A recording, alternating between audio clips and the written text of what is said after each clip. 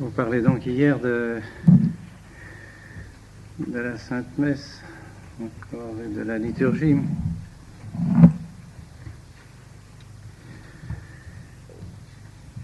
Je pense qu'on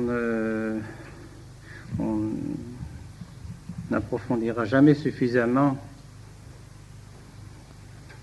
la place du saint sacrifice de la messe dans l'Église.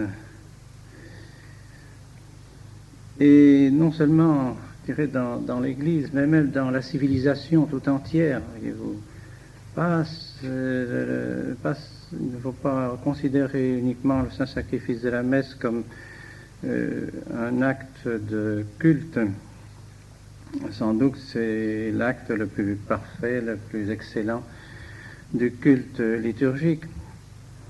Mais justement parce que c'est le plus parfait, le plus complet, il contient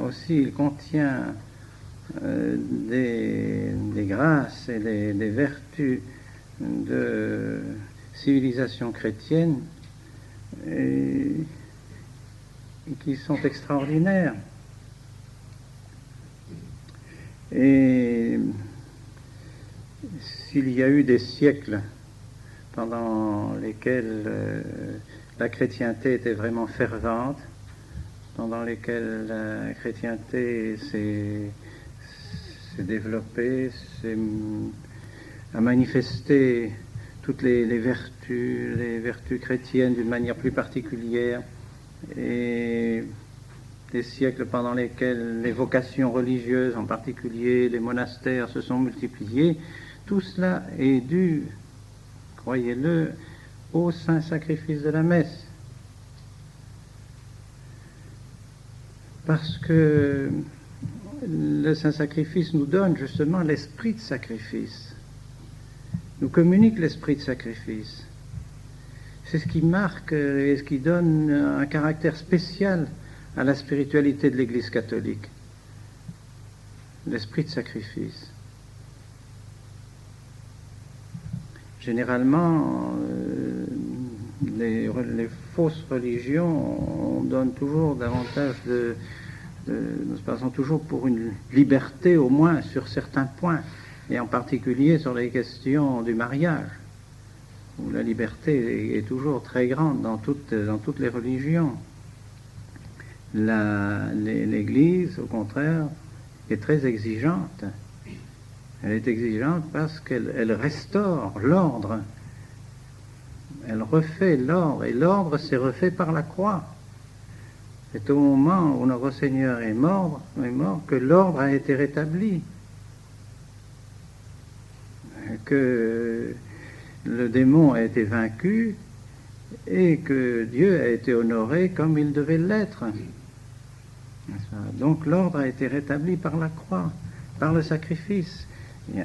Et ce n'est pas autre chose que toute la vie chrétienne, toute la spiritualité chrétienne, c'est rétablir l'ordre qui a été détruit non seulement par la privation de la grâce, mais par la destruction de l'ordre proprement naturel. Vous en avez déjà parlé, au moins aux anciens, ceux qui étaient l'année dernière, quand je vous ai lu les quelques pages de spiritualité que je vous ai confiées. Vous savez que saint Thomas nous rappelle toujours ces blessures qui ont été faites dans la nature humaine par le péché originel, et même après que le péché originel a été effacé par le baptême. Les blessures demeurent. Les blessures de l'ignorance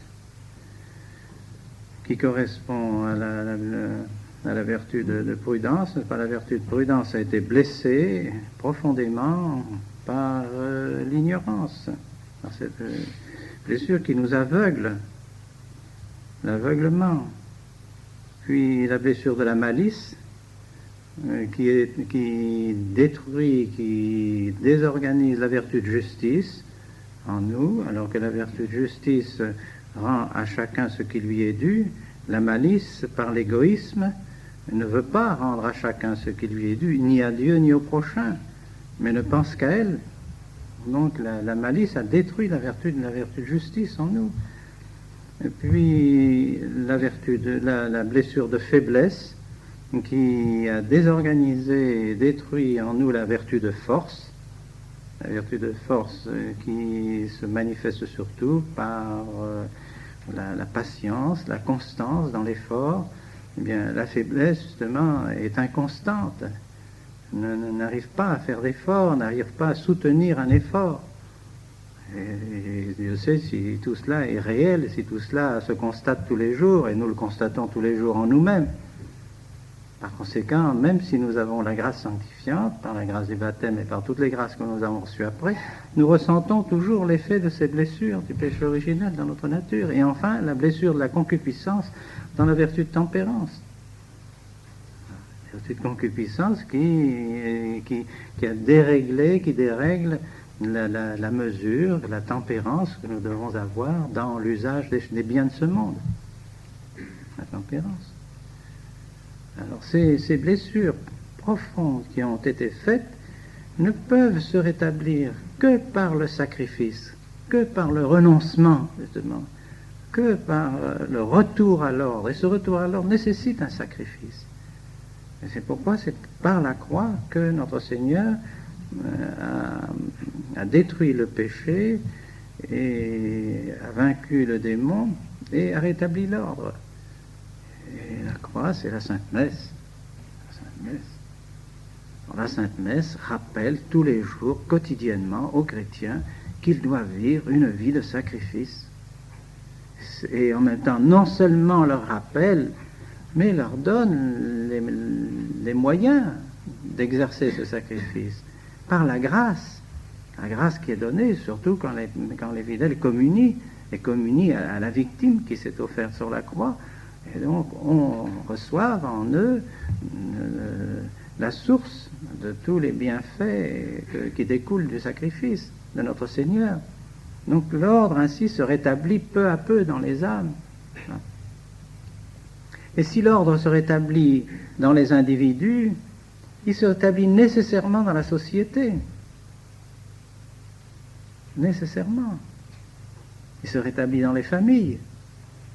Et il se rétablit dans les villages, et il se rétablit dans toute la société. Et c'est comme ça qu'a eu lieu ce qu'on a appelé la civilisation chrétienne.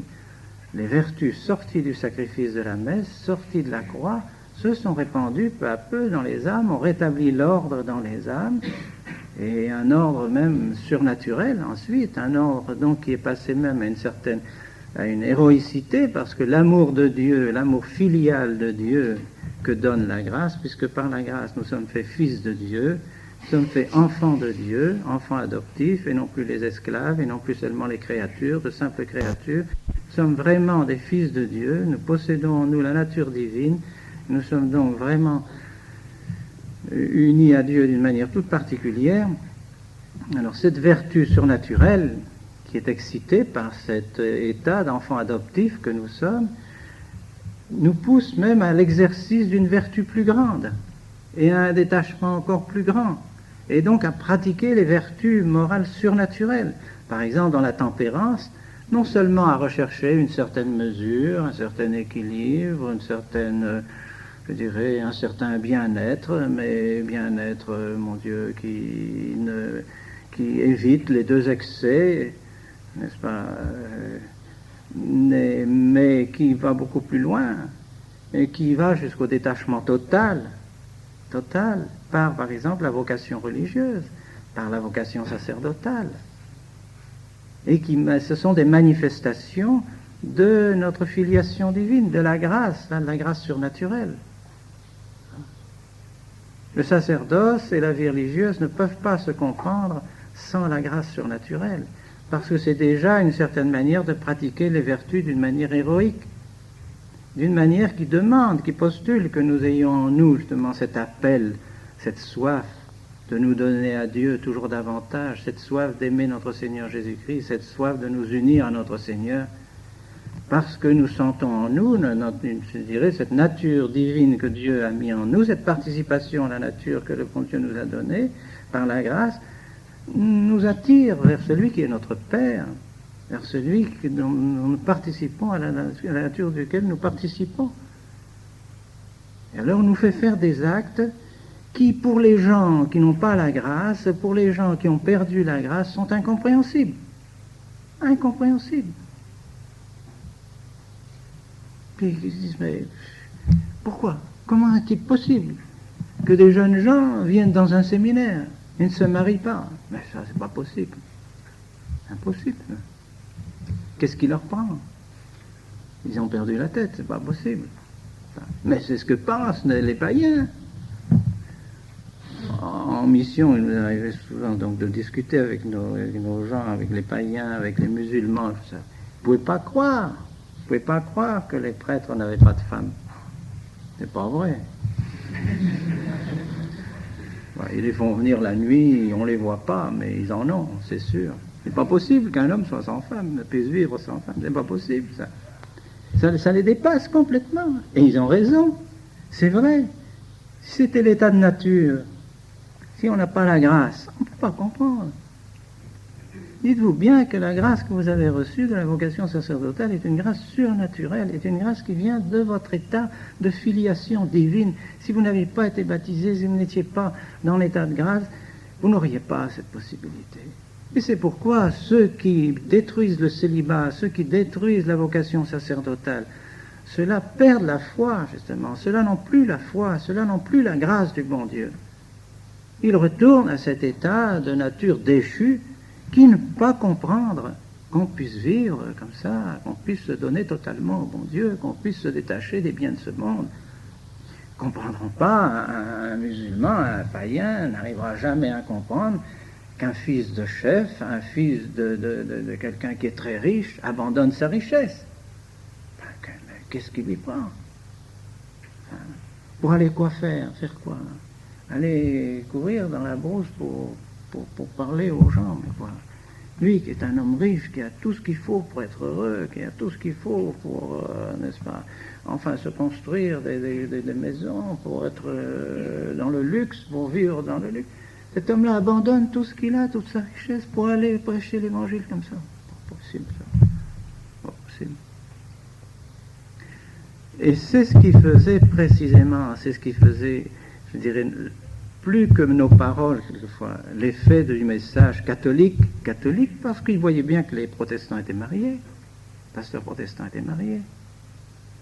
Les pasteurs protestants passaient beaucoup plus de temps dans des industries, ils avaient d'énormes industries, du bois, d'énormes hôpitaux qui rapportaient beaucoup.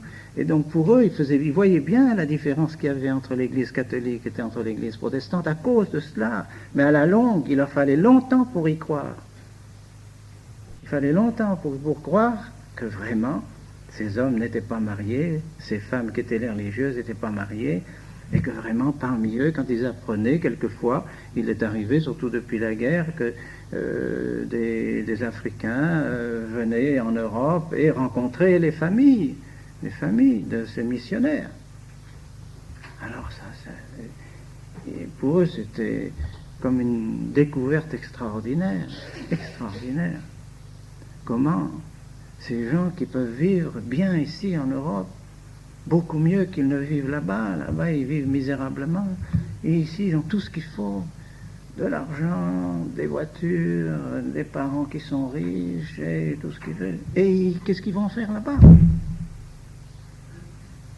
Ça, voilà, ça leur parlait. Alors, ils finissaient tout doucement par comprendre ce qu'est vraiment la grâce du bon Dieu, ce qu'est vraiment ce que l'héroïsme que peut provoquer dans les âmes la grâce de notre Seigneur.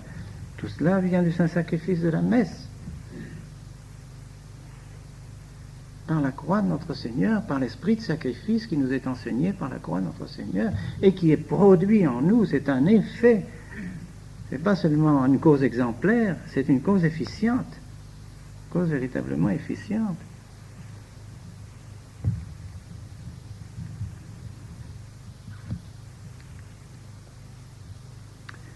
Et c'est cela qui qui a vraiment transformé complètement, n'est-ce pas, les peuples païens qui étaient les nôtres il y a 2000 ans, complètement paganisés, qui n'avaient aucune idée de ces choses-là, aucune. Et après, quand on voit ces pays qui étaient couverts de monastères, couverts de maisons religieuses, n'est-ce pas, il ne faut pas trop se fier à l'histoire qu'on nous fait, qu'on nous lit. Parce que l'histoire a toujours besoin de choses extraordinaires pour raconter l'histoire. S'il n'y a rien d'extraordinaire, il n'y a rien à dire, alors on ne peut pas faire l'histoire. Ah oui. Les auteurs, il faut bien qu'ils trouvent quelque chose. C'est une guerre, ce sont des luttes, ce sont des scandales, c'est la lutte, c'est pas des assassinats, n'est-ce pas? Alors c'est ça l'histoire. Alors on a trop facilement l'idée que tout ce qui s'est passé, depuis l'ère chrétienne et avant l'ère chrétienne, pendant toute l'ère que les hommes ont vécu, ça n'a été que des assassinats, des guerres, des luttes, des divisions, de familles, comme on vous l'explique, n'est-ce pas, le roi mariait sa fille à celui-là, à un prince quelconque pour pouvoir ramasser les États du voisin et puis agrandir son territoire, etc. Alors voilà ce qu'on fait de l'histoire, n'est-ce pas. Ensuite, les couvents, vous savez, les couvents, c'était les abbés, c'était des gens qui étaient tout simplement ceux qui ramassaient les bénéfices, parce que vous comprenez que ces couvents étaient très riches. Alors, on nommait comme abbé le roi ou enfin n'est-ce pas, le parlement, que sais-je, moi, nommé comme abbé un tel pour que, il ramasse tous les bénéfices du monastère, n'est-ce pas? Et alors, tout ça nous fausse l'idée de l'histoire. Il faut voir quand même les milliers de vocations religieuses. Non, ces couvents, tous ces couvents n'étaient pas du tout des couvents de personnes qui vivaient mal ou qui vivaient contrairement à la vertu religieuse. Il y a tout de même eu combien de saints et de saintes à cette époque?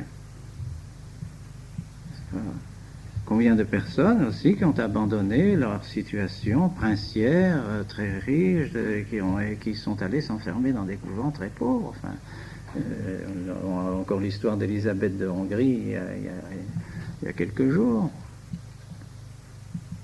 Des choses absolument admirables. Et quand on pense à la population qu'il y avait de ce temps-là par rapport à la population qu'il y a maintenant, si on faisait la proportion de gens qui se trouvaient dans les couvents, la proportion de prêtres qu'il y avait à ce moment-là, la proportion de prédicateurs, de bénédictins, de trappistes, de couvents cloîtrés, etc., mais on serait stupéfait de la proportion qu'il pouvait y avoir. Si la proportion était la même maintenant, alors on ne manquerait pas de prêtres, je vous assure, et on ne manquerait pas de monastères. Et oui. Parce qu'on avait le culte de la vocation religieuse, le culte de se donner à Dieu. Les gens comprenaient mieux que maintenant, parce qu'ils étaient plus attachés aux vérités fondamentales, aux choses fondamentales de l'Église, et précisément au Saint-Sacrifice de la messe. Et c'est pourquoi ils ont construit ces magnifiques basiliques et ces magnifiques cathédrales pour le Saint-Sacrifice de la messe. Chose admirable, enfin, comme maintenant, même les communistes gardent comme trésor pour faire venir les touristes, parce que les touristes visitent, n'est-ce pas, sont tellement émerveillés devant ces joyaux d'architecture, n'est-ce pas? Alors, même les communes communistes entretiennent bien leurs églises, parce que ils reconnaissent que ce sont des choses qui ont une très grande valeur, n'est-ce pas? Et pourquoi les gens ont-ils construit des choses comme celle-là, qui ont demandé des siècles, quelquefois, de construction, et qui devaient faire ce que faisaient, je vous ai déjà dit, ce que faisaient les pauvres Africains ou pauvres Malgaches, qui donnaient la moitié de leur fortune pour construire leur église. Certainement, les paysans qui ont construit ces cathédrales ont dû se saigner à blanc pour pouvoir construire des églises pareilles. Tout cela dans un esprit de foi.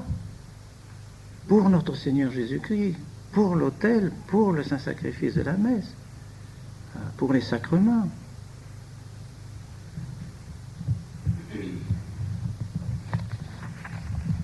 Est-ce que, si je vous lis quelques lignes de l'abbé Beringer sur la Sainte Messe.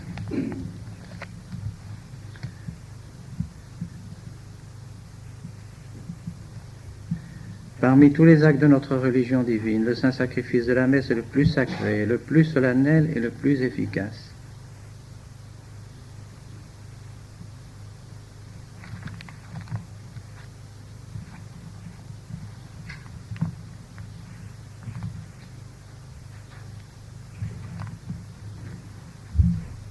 Pourquoi l'Église élève-t-elle ces temples magnifiques, monuments éternels de sa foi et de son amour? N'est-ce pas avant tout pour l'Eucharistie, pour le saint sacrifice de la messe? Tout dans nos temples parle de ce saint sacrifice, tout concourt à en rehausser la gloire. L'autel est le centre de ces édifices sacrés, et l'autel lui-même n'a de raison d'être que par le saint sacrifice. Réfléchissez aux soins jaloux, à la sollicitude minutieuse avec lesquels l'Église veille sur tout ce qui regarde la célébration de la Sainte Messe. Pensez à la splendeur des ornements, à la majesté des cérémonies, à l'ardeur inspirée de ses prières, au sens mystique des moindres détails, et vous pourrez vous écrier avec raison, non, l'Église n'a rien de plus solennel, de plus imposant que le saint sacrifice de la messe. C'est l'acte par excellence, l'acte divin de notre sainte religion. Au canon de la messe, quelques instants avant la consécration, la Sainte Église indique la partie la plus intime par ces mots infra actionem, pendant l'action. C'est qu'en effet, à ses yeux, la messe et la consécration en particulier est l'action par excellence, l'action unique, auprès de laquelle toutes les autres disparaissent, ne méritent plus la moindre intention. Tel est le jugement de l'Église, tel doit être le nôtre. Et c'est cela, oui. Et toutes les prières convergent vers la consécration. C'est pourquoi toutes ces prières ont tant d'importance. Et c'est pourquoi vous voyez aujourd'hui combien est triste la situation de l'Église quand on pense à ces messes qui tout doucement, lentement deviennent des scènes protestantes, des cultes protestants, des repas. Et